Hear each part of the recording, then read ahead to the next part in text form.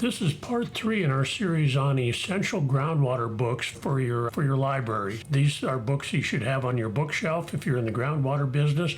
And number 3 on our list is The Art of Water Wells by Marvin Glotfelty. Now, Marvin is a legend in the field. He's both a registered geologist and a licensed driller, so he brings really unique perspective to drilling. This is probably one of the more updated books you're going to find out there. This is what the cover looks like here, and this is actually published by the National Groundwater Association Press. I am fortunate enough to have an autographed copy here from Mr. Glotfelty, if I can see that there.